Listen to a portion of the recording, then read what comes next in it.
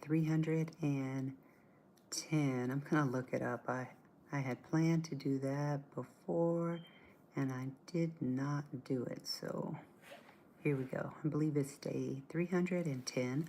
I'll just go with it, right? Of 365 days of reflections. Let's find a page that I can actually type it into. I'll find it.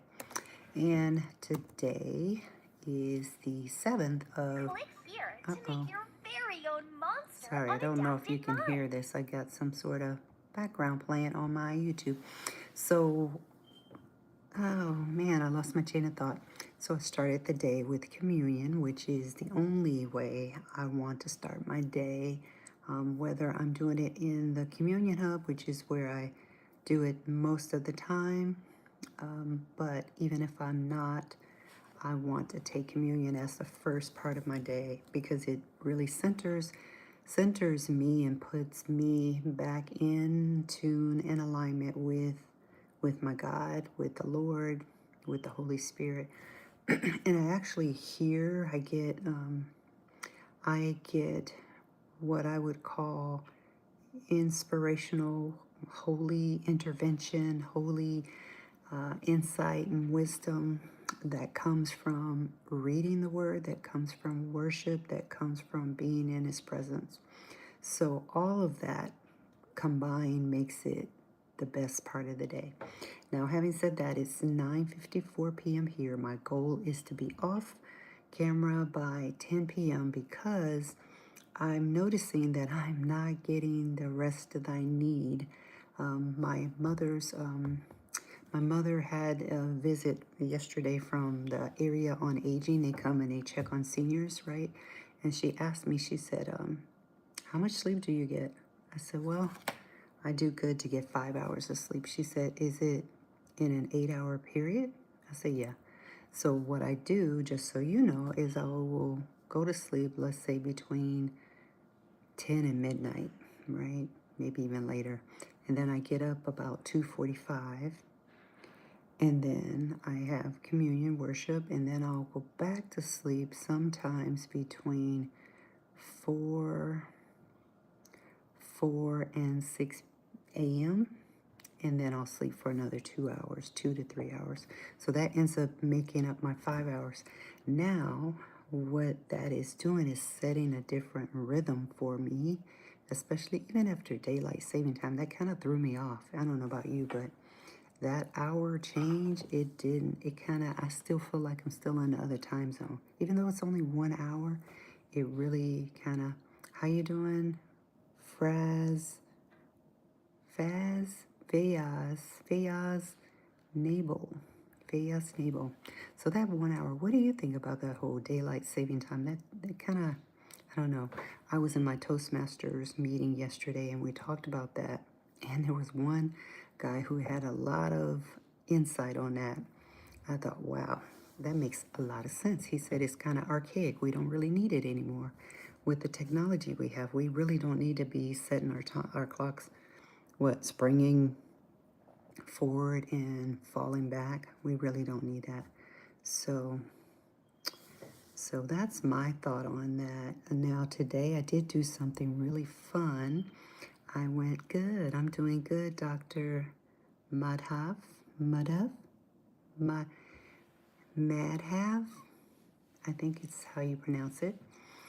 So today I went to a 3rd grade class because my Lions Club, we did dictionaries. And so we give dictionaries to 3rd grade classes. And so there were 5 classes. We split up. There were 4 of us. So one of us had to stay and do another. Oh, thank you for that. I actually have a degree in speech pathology. I have not used it except during my practicum, which never practiced what I practicumed. Anyway, sorry about that. Right now I'm doing my live. So when I did the dictionaries at school, I was in this one class and I really enjoyed it. I left my cell phone at home, so I wasn't even able to take a picture. But I have it etched in my mind just how eager they were to get their dictionaries and how eager they were to learn, because what I did is I took them through different pages. No, I'm not. I'm a woman. So I took them through different pages of the dictionary, and I shared with them that the dictionary is not just a dictionary for definitions, for looking up words and meanings, but it's a tool because the dictionaries provide information on chemistry, civics, geology, geography, state capitals, state flowers, all of that. So that was fun to do dictionaries with third graders today. So that was really the highlight. I did do an open house because I was doing something to tweak up the market because the market's kind of sluggish right now. So I want to do what I can to try and generate some more business with real estate. And speaking of which, we have an expo tomorrow. There's a real estate expo tomorrow that starts at 10 a.m. that goes till 4. So if you are in the Thurston County, Lacey Olympia area, Lacey Olympia Tumwater, there is a housing fair. So the housing fair is to educate first-time home buyers or even seasoned home buyers and sellers on the market. There'll be tons of resources there from the city, all sorts of great information. How are you doing? And I said, hello, hello, hello. Hi, Antoinette. You're right, Antoinette. I don't.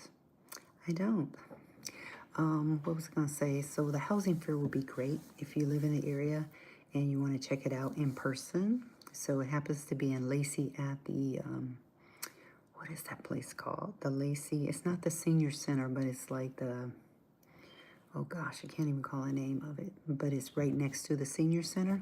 So that's what's going to be happening tomorrow. So I have exactly 1 minute, then I'm going to hit my goal because my goal is to be off this by 10 p.m. my time.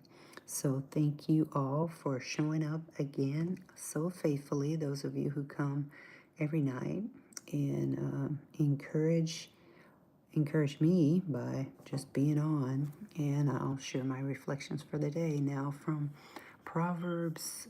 Today was Proverbs 7 in the New Living Translation, and it talked about how precious wisdom is.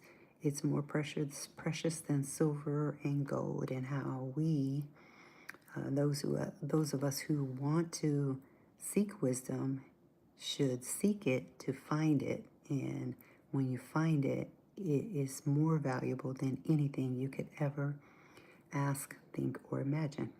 So that's my take, and it's 10 o'clock. So I'm going to say good night, peace and blessings. All right, I'll see you tomorrow. Thank you for the likes and the subscriptions and the shares. Peace.